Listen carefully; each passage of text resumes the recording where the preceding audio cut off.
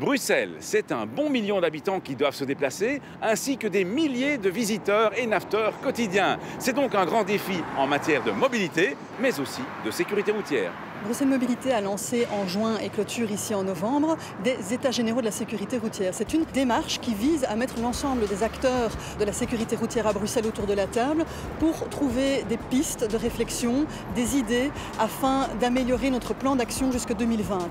L'objectif de notre plan d'action, c'est de réduire drastiquement le nombre de tués et de blessés graves à Bruxelles. À savoir qu'en 2017, on a encore eu 24 tués et 194 blessés graves, ce qui est beaucoup trop. À Bruxelles, on sait que 20 à 35% des accidents sont liés à une vitesse excessive.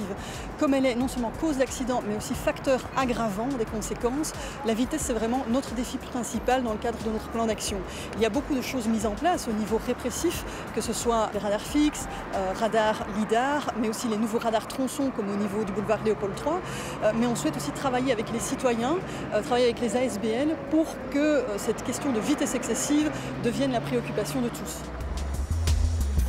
Donc nous sommes un collectif citoyen scarbécois et nous revendiquons plus de sécurité routière sur les routes à Scarbeck et au-delà aussi bien entendu. Ce que nous on essaye de faire, nos objectifs, c'est de sensibiliser les politiciens, sensibiliser aussi la population et aussi accompagner les mesures politiques. Notamment en arrivant avec des propositions concrètes et des solutions. On a soutenu les politiques, on a poussé les politiques à agir et à mettre en place une zone 30. On est très content que cette zone 30 ait été mise en place, mais nous pensons qu'il faut aller encore bien plus loin, notamment en faisant des aménagements sur les routes à 30 km/h et aussi en élargissant la zone 30 à certains axes qui sont actuellement à 50 km/h et qui sont encore dangereux. Vous faites des actions symboliques aussi. On fait des actions symboliques, comme aujourd'hui, où on est en train de transformer cette rue en une route cyclable, c'est-à-dire une route où les voitures ne peuvent pas dépasser les vélos. Autrement, les vélos sont frôlés par les voitures, c'est dangereux. C'est une peinture effaçable que nous utilisons, elle sera partie d'ici quelques jours. Pas besoin de faire partie d'une association pour faire entendre sa voix, d'autres canaux existent en région bruxelloise. Bruxelles Mobilité a sollicité l'avis des citoyens, notamment via une enquête en ligne auquel déjà 1500 personnes ont répondu.